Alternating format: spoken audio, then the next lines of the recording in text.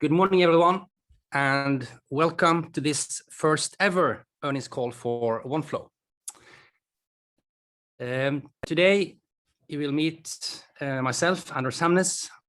I'm the CEO and founder of the company, and next to me, I also have Ilona Prander, which is our CFO. In the lower left corner, you can see a Q&A button. No, I think it's the lower right corner, actually. You can see a Q&A button. So if you have any questions, please feel free to submit them there, and we will get back to those in the end of this meeting. So don't use the chat because everyone will see it. Use the Q&A button in the lower right corner. First, I'm going to say a few words about the listing. As you know, we have only been listed for a few weeks now. Got listed on the 8th of April. And then we raised 275 million SEK in equity issue. And we also had a loan, a bridge loan of 30 million, where we converted 17.6 of those in the same round. And on the 5th of May, which was yesterday, we also had another issue of slightly more than 300,000 shares due to the over-allotment option that we did not use all of it. And in the IPO, the cornerstone investors that came in were Swedbank Robur Ny Teknikk, Handelsbanken Fonder, Andre AP-fonden, and Humle Fonder, to 18 in total they contributed with. So a few highlight KPIs, starting on top to the left, ARR, which means annual recurring revenue. This is our North Star KPI. Actually, for every SaaS company, this is the most important KPI. So we closed the quarter at 65.7, which was up 73% since last year. Very strong growth. To the right, we have NNARR, means net new ARR. So if you take new ARR and you add upsell and cross-sell, then you get gross new ARR. And if you subtract churn and downgrade, you get ARR. Closed in at 8.6 million, all-time high for the quarter, up 64% since last year. If you move down, high ARR on net sales ratio, 134%. So we are an ARR first company. We don't chase one-offs, and we don't do consulting normally for the customers. We only we love recurring revenue, and since we're growing so fast, that's why this metric is so high.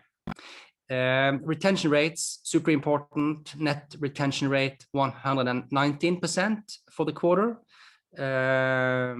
which means almost 20% per year without adding new logos. I'll get back to that later. And the gross retention rate 94% does not include upsell and cross-sell. This is only churn and also downgrades, of course. Very strong metrics. Get back to that later. And the LTV CAC around 15 or 14.6 to back rate, which means that for every krone we invest, we get 15 crowns back. That's a quite nice deal, actually. I'm going to quickly, just one slide, for those of you that don't know the company, present what we do. So we are an e-contract platform where you can do all kind of contracts, sales, HR, and so on, and all the steps in the process. So not only the signing stage, as you know, there are hundreds, maybe even thousands of e-signing vendors out there. That's a commodity today. That's like the purple box in the middle. We also do e-sign, of course. That's like a wheel on the car, but Oneflow is much more than just e-sign. We are about pre-sign and post-sign and all the steps in the process. You can build contract templates. You can collaborate in real time, make changes, audit trail, comment, and you can manage your contracts post-sign, so you can get notified and you can do stuff with the data in the contract. And throughout this process, we analyze stuff, we give our customers, our users insights, information, we help them, and so on. And since we also work with web-based, HTML-based contracts, you can do so much more with the data and integration than what's possible if you go with a pure PDF-based e-sign tool. Not enough about us or the concept. And before we dive into more numbers, just quickly explain the revenue model. So we have a very traditional SaaS revenue model where you buy a number of seats and you pay a fee per month per seat. And the standard is that you pay 12 months upfront. So if you want, let's say 10 seats and you go for the business tier, we have 4 tiers, 1 freemium and 3 paid tiers. And business is in the middle, starts at 380 SEK per seat per month. And you buy 10 seats, then the total ARR will be around 46,000 SEK. So direct sales, where it all started, we've always done direct sales.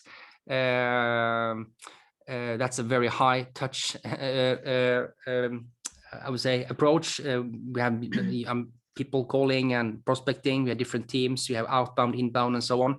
Roughly, from the prospect, you can see that roughly 90% of all ARR comes from direct sales historically. Partner sales, around 10% by the end of last year. We have different partner programs, as you can see here. This is a medium touch process because we do get assistance from the partners. And then the third leg, what we call self-service, which is low touch or no touch. 2 parts. You have the sales we do that comes from marketing, that they drive traffic to our homepage, and then they sign up for a freemium and they convert to a paid plan, or the product itself also actually can drive this traffic. This is a new leg, started last year. Very exciting. We have a team working dedicated on self-service right now, so we are very enthusiastic about this going forward. And yeah, we don't report a split on revenue from these 3 legs actually going forward, but what we said in the prospect was that direct sales, partner sales 90-10%, and self-service was new at that time, so less than 1%. So numbers, ARR 65.7%. I guess most earnings calls start with net sales, and for a SaaS company, I would say that ARR is much more interesting to follow because net sales is a lagging metric. So in our world, if there are like the two most important KPIs that we follow every day in and out are the ARR and our cost base. That's the most important for a SaaS company. So that's why we start with ARR. Strong growth. You can see we are like in a span between 70 and 80% year-over-year growth. And this is because the increase here is related to we building a better product every day. We have releases every week. We're getting better at what we do, and we are actually. It's a very interesting time right now because we are in a stage where so many companies want to convert from Word and PDF and mailing contracts back and forth and into a more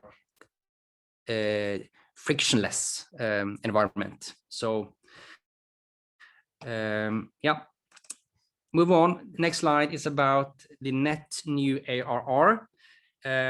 All-time high last quarter, 8.6 million, up 64% since last year, and it looks like we had a drop in the third quarter last year. Actually, we did not. So I decided to add a graph to the right just to explain a little bit about the seasonal fluctuations in software sales in general, I would say. So for most software companies, the second and fourth quarter are the best, and the third quarter by far the worst. and first quarter somewhere in between. And if you look at the pink staples there, I would say that's a quite good pattern on how these seasonal fluctuations are. And the reason why of course we had an even stronger Q1 is because we're growing so fast. So that's why but we expect to see the same pattern, of course, this year. Move on to the retention metrics. So net retention includes upsell, cross-sell, churn, downgrade, everything. And what this means is that we increase our ARR every year by as of now 19%, roughly, from existing customers without bringing in new logos. So it's a very, very healthy metrics. And our ambition, of course, is to increase it and have it in its range at least. If you go to the gross retention, 94%, also very strong metric, and this is actually more. This includes churn and downgrade. So not only. So it's a mix of. So if you took out the downgrades, the churn, it would have been much higher actually. If you only look at the churn, it would have been much higher. But we include also the downgrades, of course, in the gross retention rate. We had close to 21,000 paying seats end of the quarter, which is a growth of 65% since the year before. And to the right, you can see how much we make per seat on average. So we have had a growth actually in the first quarter of so today it's around 3,100 SEK per year per seat on average, and there is a potential here for further growth. LTV CAC is also one of the main SaaS metrics out there, and the reason why it is so high for us is because we have a very low churn. And when the churn is low, then the LTV goes up a lot. And actually, you can calculate the LTV CAC in different ways. And we decided to do a more like what we internally call a simpler version, because that's the most common way of calculating the LTV CAC. So the simple version, just take the ARR value today and multiply by gross margin and divide on the churn. Then you get the LTV. What is wrong with that is that it does not include upgrade and cross-sell, expansion sales.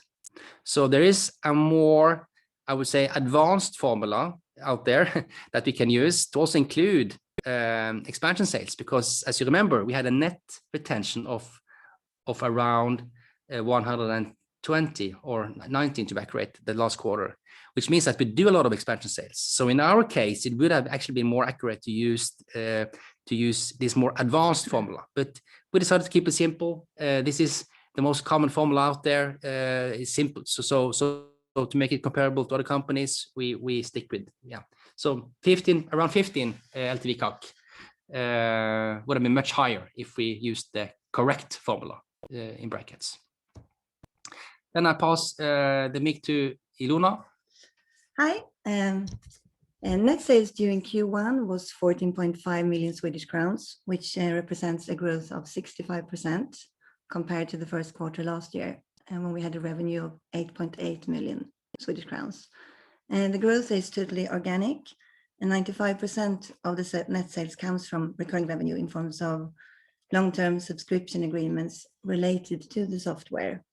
And the high proportion of recurring revenue together with the low churn results in a good stability and drives the growth. Other revenue are professional services, and they're sold when we believe it will ease customer onboarding and adoption to the product. Our main focus is and will continue to be on ARR and recurring revenue, which always comes first.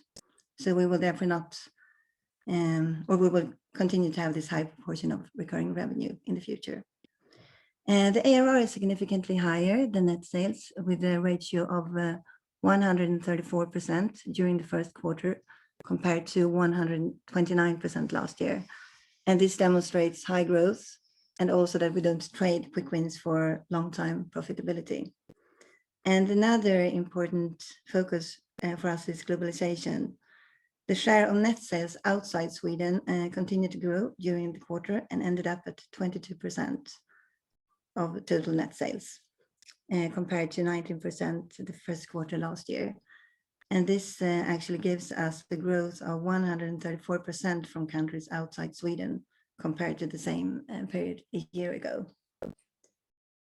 And next slide, looking at the costs. Our cost to maintain the service is very low. COGS consist of operating costs to keep the platform active. And the gross margin has been stable at around 95-96% and enables high scalability potentials. Looking at next slide, EBITDA. EBITDA for the first quarter was minus 6.7 million compared to minus 5 million first quarter last year, which gives an EBITDA margin of minus 46% compared to minus 57% same period last year.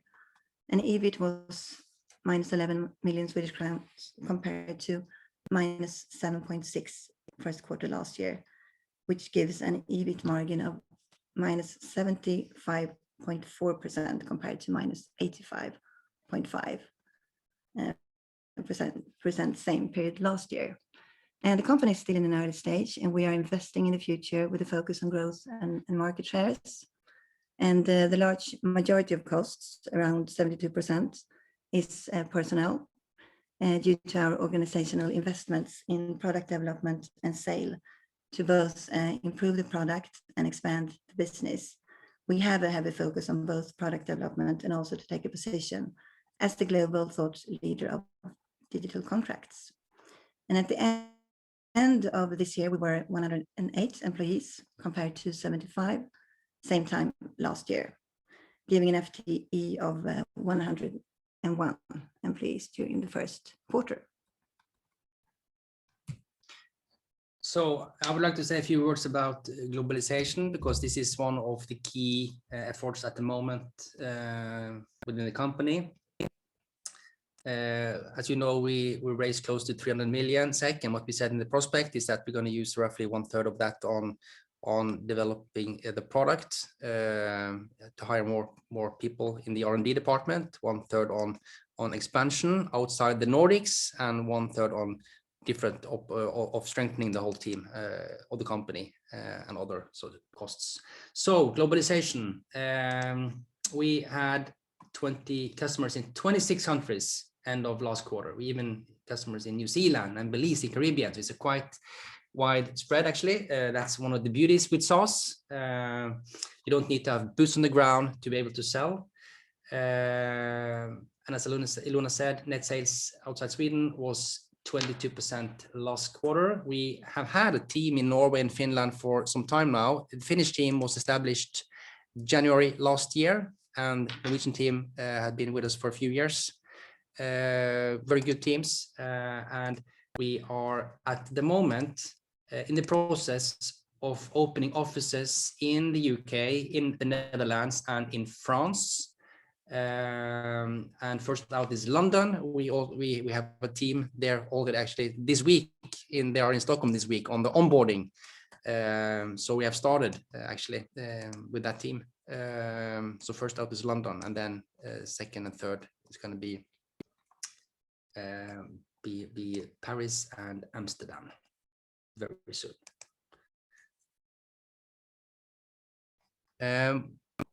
We have communicated some goals before, or in the prospect. What we have said is that we are aiming at an ARR of at least 600 million by 2026, and the same year an EBIT margin of at least 20%. That's our goals. And for the next few years, we don't aim at having any dividends. Focus now is on growth and invest for the future. So that was our slides for today. And if we look at the Q&A board here, we have a few questions. So how much of ARR came from the partner channel in Q1, more or less than in the last year? So we actually are quite generous compared to other companies in the Nordics on what we report. As you can see, we report on a lot of SaaS KPIs, and we have decided not to report a split on the sales channels. That would be too detailed, we think. And since we already are best in class when it comes to what we report on, so we're quite satisfied with that. But what we also said in the prospect, we disclosed some information. But then we said that direct sales was 90%, partner sales 10%, and self-serve was less than 1%. That was like a new leg last year. Not going to be that low this year, of course. That's what we have said. So the next question, what is your plan for recruitment this year, and how does the current level track on that?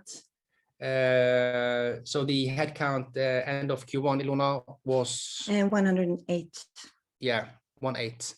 And what we have said is that we're going to spend the new funds we have received on hiring a lot of R&D people, developers, to build an amazing, an even stronger product, and to increase our lead to competition even further.